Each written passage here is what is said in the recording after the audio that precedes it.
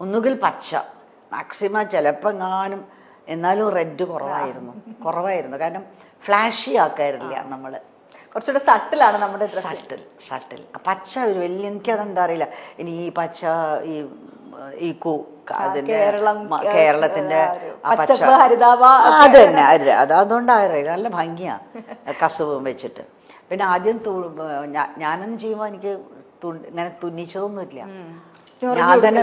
ഞാൻ തന്നെ തുന്നിയതാ. പിന്നെ ഞാൻ കോസ്റ്റ്യൂമൊക്കെ തുന്നുമായിരുന്നു.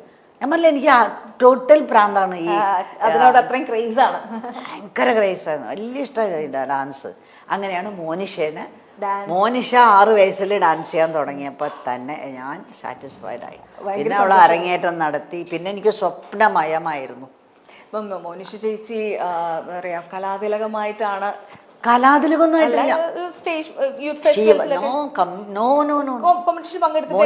ബാംഗ്ലൂരെ മാത്രമേ പഠിച്ചിട്ടുള്ളൂ. വിനീതേട്ടനൊക്കെ പങ്കെടുക്കുന്ന സമയത്ത് അതൊക്കെ വേറെ.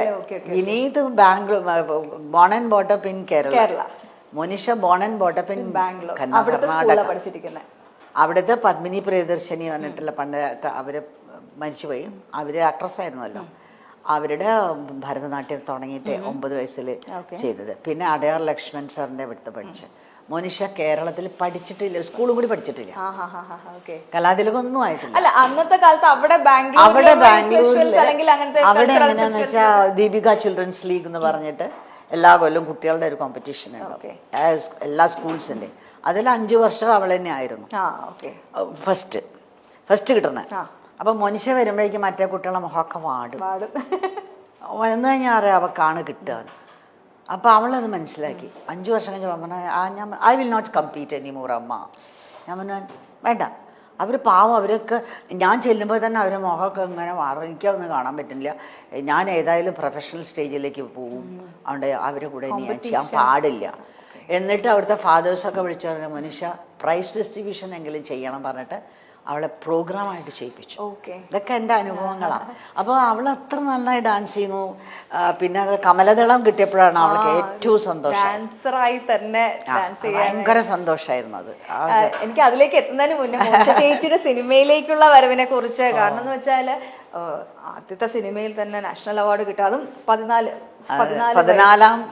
വയസ്സിലാണ് നക്ഷത്രങ്ങൾ അവളെ ചെറിയ പ്രായത്തില് അത്രയും വലിയ പെർഫോമൻസ് കാഴ്ചവെക്കുന്നു, അവാർഡ് കിട്ടുന്നു. അപ്പൊ ആ സിനിമയിലേക്കുള്ള വരവ്, അതും വലിയ നമ്മളൊക്കെ സ്വപ്നം കാണുന്ന പോലത്തെ ഒരു ടീം, MT സാറും ഹരിഹരൻ സാറും.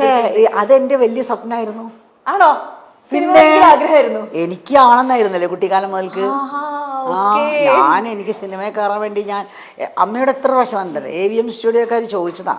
മദ്രാസിൽ ഞങ്ങൾ ട്രിപ്പ് പോയപ്പോ AVM സ്റ്റുഡിയോ കാണാൻ കൊണ്ടേ. അപ്പൊ അവര് വന്ന് ചേച്ചീനെ എന്നെയും ചോദിച്ചിട്ട് അവര് പറഞ്ഞു 2 കൊല്ലത്തിന് നമ്മൾ എഴുതി കൊടുക്കണം കുട്ടികളെ. പിന്നെ 2 കൊല്ലത്തിന് നമുക്ക് കാണാൻ കൂടി പറ്റില്ല. തമിഴ് അവിടെ 2 years ആണ് ഒരു ഷൂട്ട് നടക്കുന്നത്. ഒരു സിനിമയുടെ ബ്ലാക്ക് ആൻഡ് വൈറ്റ്. അത്രയും ടൈം എടുക്കും. അപ്പൊ ഞാനാണെങ്കിൽ ഇത് അധികം പ്രായമൊന്നുമല്ല, ഒരു 10-12 വയസ്സുള്ളൂ. അപ്പൊ ഞാൻ അമ്മയോട് പറഞ്ഞു എന്നെ ഒന്ന് വിടുമെന്ന്. കൊറേ ചോദിച്ചു, കരഞ്ഞു, ബഹളം കൂട്ടി. അമ്മ പറഞ്ഞു വിടില്ല പറഞ്ഞു. സജു അമ്മ പറഞ്ഞു എന്താ നീ പറയണ, നിന്നെ മദ്രാസിൽ സിനിമയ്ക്ക് വിടാനോ? അത് നമ്മുടെ നാട്ടിൽ ആലോചിച്ചോ, കോഴിക്കോട്. അല്ല അന്ന് പിന്നെ അത്ര ബുദ്ധിമുട്ടില്ലല്ലോ. ഇന്നിപ്പോ എല്ലാവരും അറിയാം, സംസാരിക്കാനൊക്കെ അറിയില്ല. അന്ന് ചെറിയ പെൺപിള്ളേരല്ലേ, അവർ നേരെ അങ്ങോട്ട് പുറത്തേക്ക് ഇടാൻ അവർ തയ്യാറില്ല. പ്രൊട്ടക്റ്റഡ് ലൈഫിന്റെ ഉള്ളിൽ നിന്ന് പുറത്തേക്ക് ഇടാൻ കൊള്ളില്ല അവര് വസ്ത്രം കൊള്ളില്ല. അതാണ് പണ്ടത്തെ കുട്ടികൾ. എക്സ്പോഷർ കിട്ടാണ്ട് ഇങ്ങനെ അറിയില്ലല്ലോ, എല്ലാരും വിശ്വസിക്കും. അങ്ങനെയുള്ള ഒരു ഇന്നസെൻസ് ആണല്ലോ അന്ന് ഉണ്ടായത്. കാരണം അറിയില്ല, അപകടങ്ങളെ പറ്റി അറിയാത്തൊരു കാലം, പുറം ലോകത്തിൻ്റെതായ പ്രശ്നങ്ങളൊന്നും അല്ല. അപ്പൊ എന്നെ വിളിച്ചു അടിച്ചാൽ അമ്മ എന്നെ ഒന്ന് പറഞ്ഞു. അപ്പൊ അമ്മ എന്നോടൊരു വാക്ക് പറഞ്ഞു. കുറേ ശല്യം സഹിക്കാനുണ്ട്. അപ്പം ഇടയ്ക്കിടയ്ക്ക് എനിക്ക് സിനിമയിൽ പോകണം, എനിക്ക് സിനിമയിൽ പോകണം. ഞാൻ പിന്നെ സിനിമയൊക്കെ കാണാൻ ഭയങ്കര ഇഷ്ടമാണ്. സിനിമ ഭ്രാന്താ എനിക്ക്. അപ്പോൾ അധികം കാണാൻ അപ്പോഴും ഹിന്ദി സിനിമകളാണ്. മലയാളം കാണും. മലയാളത്തിൽ ഇങ്ങനെ അത്രക്ക് സിനിമകളല്ലേ കാണും. ഹിന്ദിയിലാകുമ്പോൾ കുറെ ഗ്ലാമറൊക്കെ ഭയങ്കര ഗ്ലാമറല്ല, കുറച്ചുകൂടെ റിയലിസ്റ്റിക് സാധനങ്ങളാണല്ലോ. അതാണ്. പക്ഷെ അന്നത്തെ റിയലിസ്റ്റിക് നമുക്കൊന്നും മനസ്സിലാക്കാൻ പറ്റില്ല.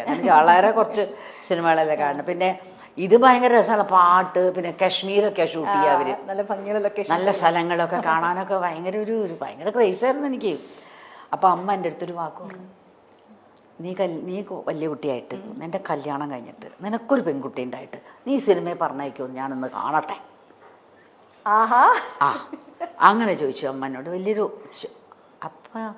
അപ്പം ഞാൻ ഒന്നും മിണ്ടിയില്ല.